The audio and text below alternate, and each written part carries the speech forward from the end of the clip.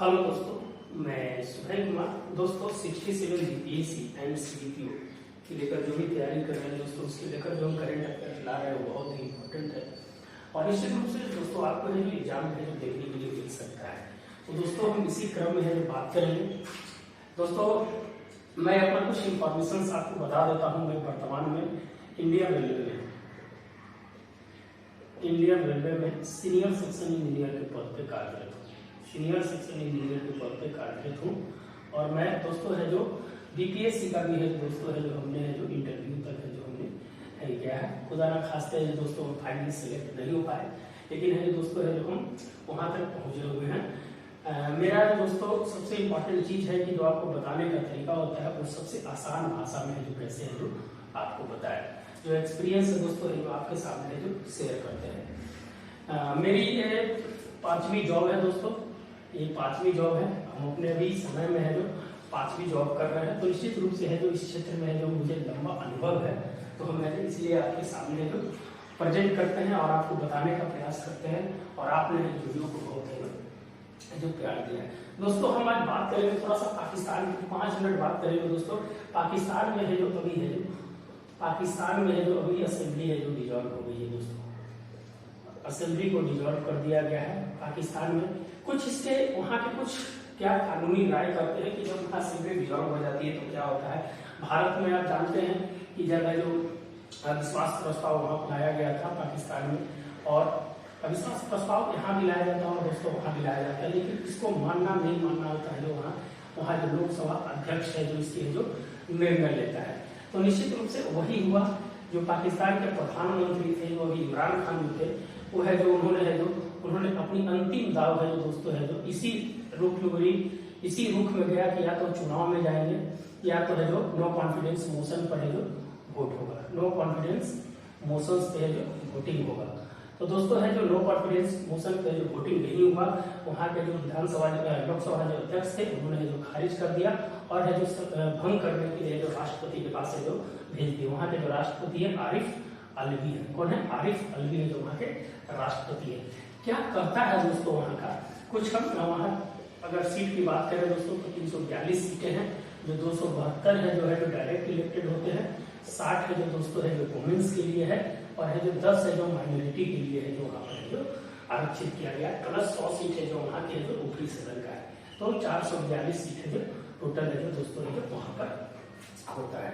तो कुछ इंपॉर्टेंस था बता देते हैं। अब नियम क्या होता है। अब इमरान खान क्या प्रधानमंत्री बने रहेंगे, कार्यवाहक प्रधानमंत्री रहेंगे, या उनको है जो पद है जो छोड़ना पड़ेगा। ये 3 चीजों पर हम बात करेंगे। बस 5 मिनट बात करेंगे। आपके लिए बहुत ही इंफॉर्मेशन से जो भी 66 का इंटरव्यू देंगे उनके लिए बहुत ही इंपॉर्टेंट है दोस्तों।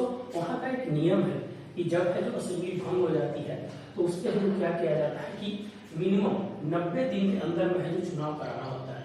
मिनिमम है जो 90 दिन के अंदर में है जो दोस्तों है जो चुनाव है जो कराना होता है। और इस बीच में जो दोस्तों है जो केयर टेकर प्राइम मिनिस्टर के रूप में जो काम करता है, वहाँ केयर टेकर प्राइम मिनिस्टर के रूप में जो काम करता है। और ये जो केयर टेकर प्राइम मिनिस्टर होगा, ये जो कोई भी है जो प्रशासनिक कुछ नया निर्णय है जो नहीं ले सकता है। सिर्फ है जो एक है जो केयर टेकर प्रधानमंत्री के रूप में रहेगा, और जो केयर टेकर बनेगा दोस्तों वो है जो ना चुनाव में भाग लेगा ना उसके अंतर्गत कोई चुनाव की है जो समीक्षा की है जो बात है जो की जाती है। तो है जो पाकिस्तान के बारे में है तो कुछ इंपॉर्टेंट फैक्ट्स थे कि 90 दिन में है जो कराना होता है, ये है जो बहुत ही इंपॉर्टेंट है दोस्तों। दूसरी चीज है कि जो भारत में क्या होता है कि भारत में ये कोई ऐसी नहीं है कि 90 दिन के अंदर है जो चुनाव कराना होता है। वो है जो केयर टेकर प्रधानमंत्री है जो बने रहते हैं, केयर टेकर प्रधानमंत्री के रूप में कार्य करते हैं जब तक है जो कोई नया प्रधानमंत्री है जो नहीं बन जाए। तो बहुत ही इंपॉर्टेंट बात था दोस्तों जो है जो आपको हम बताने के लिए जो वहाँ के संविधान 5 के अंतर्गत है जो इस बात को जो बोला गया है। तो आप है जो इसको समझिएगा कि किस प्रकार से है जो हम पाकिस्तान के बारे में जो मेरी जानकारियाँ है जो आपको बताएं। तो निश्चित रूप से दोस्तों अब है जो कुछ हम आगे बढ़ते हैं। आपको जो इम्पोर्टेंट करेंट अफेयर्स है उस करेंट अफेयर्स पे जरूर बात करेंगे दोस्तों है जो इम्पोर्टेंस है। सबसे पहले दोस्तों की आज हम बात करेंगे इंटरनेशनल सोलर अलायंस की, जो बहुत ही इंपॉर्टेंट है। क्या है? इंटरनेशनल इंटरनेशनल सोलर एलायंस की हम बात करेंगे दोस्तों, बहुत ही इंपॉर्टेंट है, इस बार है जो आने वाला है। यह जो इंटरनेशनल सोलर एलायंस की हम बात करेंगे बहुत ही इंपॉर्टेंट है। इंटरनेशनल सोलर एलायंस क्या है दोस्तों? इंटरनेशनल सोलर एलायंस नाम है इसका, क्या? International Solar Alliance. यह जो कब किया गया था दोस्तों? 2015 में, जब हम पेरिस सम्मेलन स्टार्ट हुआ था। क्या हुआ था? पेरिस सम्मेलन स्टार्ट हुआ था। उसी समय है जो भारत में है जो भारत और फ्रांस, इसमें भारत और फ्रांस मिलकर है दोस्तों इंटरनेशनल सोलर एलायंस की जो नींव रखी थी। उस भारत के प्रधानमंत्री अभी वर्तमान में जो मोदी जी थे, और वहाँ जो फ्रांस से ओलांदे थे। क्या नाम था? फ्रांस से ओलांदे थे। उन्होंने जो दोस्तों है जो वह है जो इसकी जो नींव रखी थी, भारत और फ्रांस मिलकर। दोस्तों 2015 में है जो इंटरनेशनल सोलर एलायंस हुआ था। इसमें है दोस्तों टोटल जो ये जो अपना ग्लोब पर जो ये आपका विषुवत रेखा है, विषुवत रेखा के इर्द गिर्द जो भी देश, 122 देश थे, उस देश से मिलकर है जो बोला गया था कि हम है जो ये इंटरनेशनल सोलर एलायंस बनाएंगे, और है जो कार्बन जो अभी वर्तमान समय की ऊर्जा की जरूरतों को पूरा करने के लिए हम सौर ऊर्जा का जो उपयोग करेंगे, सौर ऊर्जा का उपयोग करेंगे। तो इसमें बोला गया था कि 122 देश रहेंगे, लेकिन उस समय हस्ताक्षर करता देश था जो धीरे धीरे जो बढ़ते गया, और आज बढ़कर है जो दोस्तों 102 हो गया। कितना हो गया? 102 हो गया है।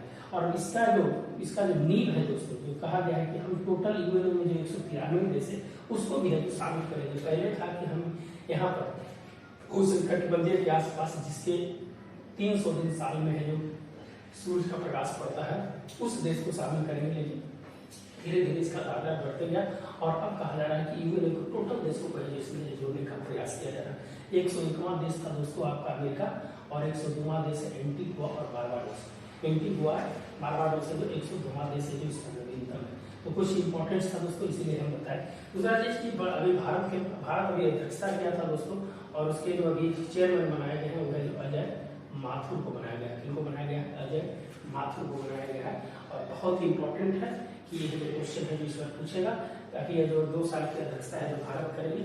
और इसमें जो कुछ इंपॉर्टेंस है, जो अवार्ड्स भी रखे गए हैं, जो है जो एशिया से है और यूरोप से है। ये है जो दोस्तों है जो अवार्ड्स भी रखे गए हैं। इसमें एशिया को इस बार का है जो जापान का मिला है, और यूरोप का है जो नीदरलैंड को ही मिला है। और बिहार में कर्नाटका जो है उसको है जो दोस्तों है जो भारत में अच्छा काम करने के लिए जो कर्नाटका को जो दिया गया है। तो ये है दोस्तों इंटरनेशनल सोलर एलायंस के बारे में कुछ इंपॉर्टेंस था, वो है जो हम आपको बता दिए। और निश्चित रूप से ये है जो भी आपके एग्जाम में जो पूछने वाला है। तो ये एक क्वेश्चन था, थोड़ा जो भी पढ़िए दोस्तों। पेरिस सम्मेलन के बारे में आप जानते हैं 2015 इससे अमेरिका बाहर हो गया था पहले डोनाल्ड ट्रंप के समय, अब है वापस है दोस्तों जो अंदर आ गया है पेरिस सम्मेलन। तो पेरिस सम्मेलन आगे है दोस्तों, कुछ इंपॉर्टेंट से हम बात करेंगे। प्रवासी दिवस कब मनाया जाता है दोस्तों? प्रवासी दिवस कब मनाया जाता है? ये जो जानते हो 9 जनवरी को मनाया जाता है, जब गांधी जी दक्षिण अफ्रीका से भारत आए थे। क्या है दोस्तों? 2003 में है जो इसको प्रपोजल किया गया था, और है दोस्तों है मनमोहन सिंह के समय है दोस्तों 2008 से है जो फिर है जो इसको रेगुलर किया गया। और एक समिति था दोस्तों लक्ष्मीधर समिति, ये है जो लक्ष्मीधर समिति के सिफारिश पे है दोस्तों है जो प्रवासी दिवस मनाने का है जो फैसला लिया गया था। और इस बार का जो थीम था दोस्तों आत्मनिर्भर भारत में प्रवासियों का योगदान। प्रवासियों का योगदान है जो योगदान ये था। और इसके साथ जो उसका उद्देश्य था कि कोविड के बाद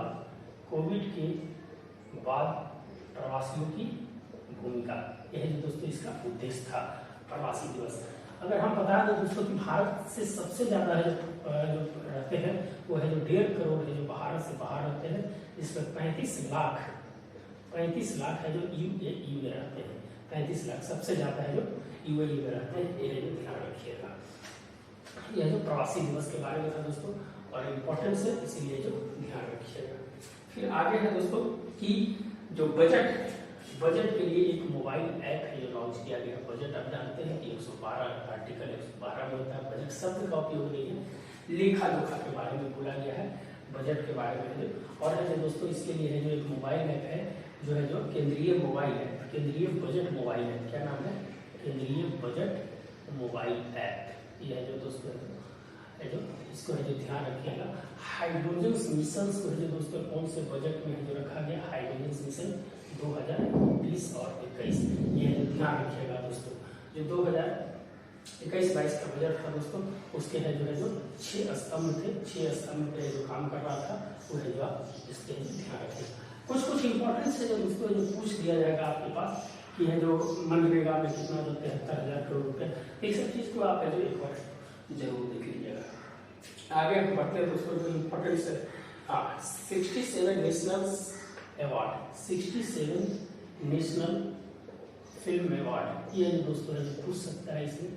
ये है जो दोस्तों है जो इसमें बिहार से है, इसमें है जो दोस्तों अभिनेता और अभिनेत्री, ये है जो दोस्तों जो पूछ सकता है। ये है जो धनुष और मनोज वाजपेयी को मिला था दोस्तों। हम ऐसे इसलिए बता रहे हैं कि आपको है जो याद हो जाएगा, बुक में तो सब है लेकिन ऐसे रहेगा तो एक इमेज बनता है, 10 सेकंड का जो इमेज बनेगा आपके ऊपर वो है जो बहुत काम करेगा। फिर है दोस्तों अभिनेत्री के बारे में है तो कंगना रनावत, कंगना रनावत, इनके मणिकर्णिका के लिए है जो दोस्तों मिला था। मणिकर्णिका यही है जो झांसी की रानी के ऊपर बनी थी दोस्तों। इनका बचपन का नाम मनु था और हुरूज ने बोला था कि ये 1857 में कि एक अकेला मर्द है जो भारत के स्वतंत्रता संग्राम में जो डटी हुई है, हीरोज ने बोला था। और है दोस्तों इनका जन्म वाराणसी में हुआ था और है जो इनकी है जो ग्वालियर में जो दोस्तों इनकी है जो समाधि है जो बनी है, ध्यान रखिएगा दोस्तों। फिर है दोस्तों एक इम्पोर्टेंट है, आप है जो इस चीज को है जो जरूर है जो ध्यान रखिएगा। 67 का जो नेशनल अवार्ड है जो ये जो आपको पूछ लेगा। हाँ, ऑस्कर्स के लिए हम वही चीज बता रहे हैं जो क्वेश्चंस पूछे जा सकते हैं। ऑस्कर्स के लिए नोमोलैंड में मिला है, 93 ऑस्कर ही पूछेगा दोस्तों, नोमोलैंड। और इसमें क्लोज जो है ये एशिया की महिला है जो प्रथम है जो निर्देशक है जिसको मिला है दोस्तों, ये जो ध्यान रखिएगा। यह जो क्वेश्चन इतना ही तक जा सकता है और इससे ज्यादा है जो नहीं जा सकता। भारत के लिए भारत की तरफ से कौन गया था तो जल्दी कट्टू गया था जो ऑस्कर्स में गया था। यह जो आपको इम्पोर्टेंस है जो पूछ सकते हैं। नहीं तो बहुत सारी चीजें कि इसके जो अभिनेता थे हॉकिंस थे तो फादर के लिए उनको जो मिला था। फिर है दोस्तों कि किस देश की प्रवक्ता रही कामी रीता शेरपा है जो 25 बार, कामी रीता शेरपा है जो दोस्तों 25वीं बार है जो चली है, 25वीं बार चढ़ाई की है और ये जो नेपाल की है। माउंट एवरेस्ट की ऊंचाई 8,848.86 है दोस्तों, नेपाल और चाइना मिलकर है जो बोला है कि 0.86 है जो हो गया। और 1952 में है दोस्तों जो सबसे पहले इसकी ऊंचाई है जो 8,848 है जो आकी गई थी, जो उनके नाम पे ये जो रखा गया था, जो नापते थे जो क्या नाम था उनका, एवरेस्ट का ही नाम था, उन्हीं के द्वारा है दोस्तों सबसे पहले इसकी किया गया था, जो 8,848 बताए थे। ये है जो 4 हिमालय है दोस्तों, आप इसको याद रखेगा, पंजाब हिमालय, कुमाई हिमालय, नेपाल हिमालय और असम हिमालय। नेपाल हिमालय है जो सबसे लंबा है, ये ध्यान रखिएगा, जिसमें जो आपका जितने भी सबसे बड़े जो हाइटेड है सब है जो नेपाल हिमालय में ही है। आगे का क्वेश्चन दोस्तों की पत्रकार कल्याण कोष किस राज्य में लागू किया, छत्तीसगढ़ है जो इसे देखिएगा। फिर है दोस्तों रेवेन्यू से जो पूछ देगा, 5 उनके मिला है, आप 5 को याद जरूर रखिएगा। कादरी है, शाकिब है, फिर है एक वॉक डॉग है जो एक है उसका 3 है, और एक पैर करके कुछ नाम है उनका है, तो 5 मिला है। तो है दोस्तों याद रखिएगा, रेवेन्यू से पूछ सकता है दोस्तों।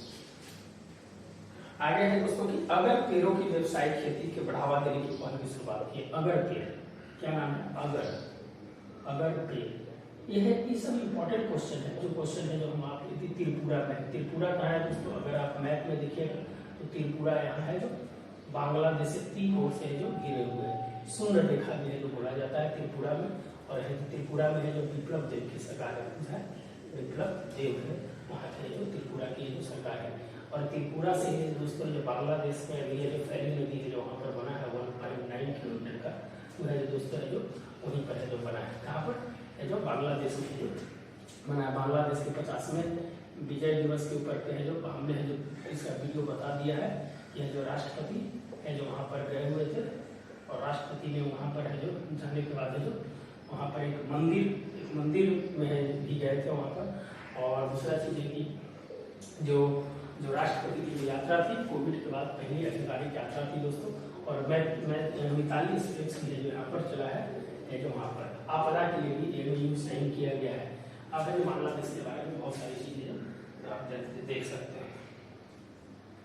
टोक्यो ओलंपिक में कांस्य पदक है जो किसने जीता था दोस्तों? टोक्यो ओलंपिक कितना है पदक जीता है? 1, 2, 4। आप जो ध्यान रखिएगा। और उधर है जो अगर बताएंगे तो 113, 88 और 58 याद रखिएगा कौन कौन है जो जीता है। ये जो याद रखिएगा दोस्तों, अमेरिका, ब्रिटेन और है जो जापान। ये भी अमेरिका, ब्रिटेन और ये है दोस्तों है जो कौन जीता है ध्यान रखिएगा, अमेरिका, चीन और है जो शायद जापान है। ये कंफर्म नहीं है दोस्तों इसमें कौन कौन सा है, आप याद रखिएगा कि मेरे को पदक याद था इसीलिए मैंने आपको बता दी। आप इसको देख लीजिएगा कौन कौन है जो जीते हैं। गलत इंफॉर्मेशन से नहीं देते हैं, नहीं जानते हैं, स्वीकार कीजिए, हर चीज को स्वीकार करना चाहिए। तो दोस्तों 1, 2 का 4 यह है नीरज चोपड़ा गोल्ड जीते हैं। यह है जो 2 है जो अपना एक पहले जीती थी आपका क्या नाम था उनका जो असम की थी मीराबाई चानू है जो एक यहाँ जीती थी।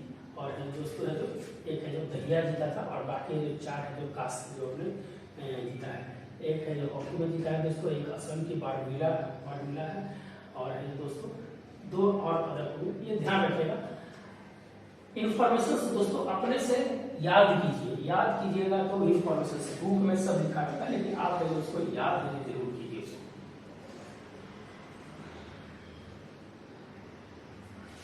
इंपॉर्टेंट मैं आपके साथ चर्चा कर देता हूँ।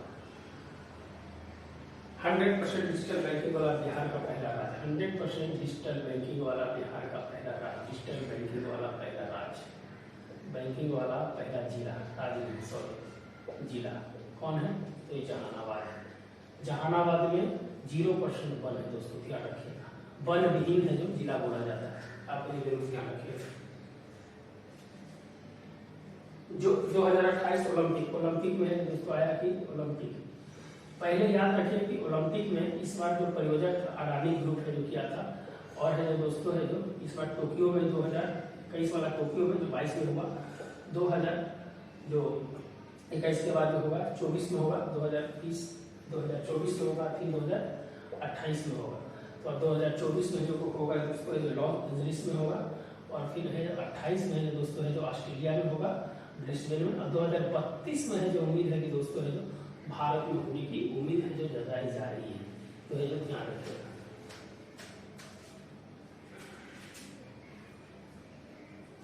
बिहार में एक चक्र है जो दोस्तों एक ऐप बना है जो अपराधियों के लिए है जो बिहार पुलिस जो बना रही है अपराधियों के लिए जो बना रही है चक्र ऐप। ये ध्यान रखिए। जापट है जो दोस्तों एशिया में हुआ है। फिर है जो आगे बढ़ते हैं कुछ important AK-103 rifle. AK-103 rifle किससे है? रूस से है जो दोस्तों जो कोलैबोरेशन किया गया है। 2+2 वार्ता करने वाला चौथा देश है। फिर है दोस्तों 21वीं वार्ता जो भी हुई थी 6 दिसंबर को जब आए थे वहाँ पर रूस से। और है जो इम्पोर्टेंट है जो S-400 भी है रूस से खरीद रहे हैं। मैरीटाइम शिप भी है इससे बन रहा है, मैरीटाइम शिप भी है जो इससे बन रहा है रूस से। तो ये ध्यान रखिएगा।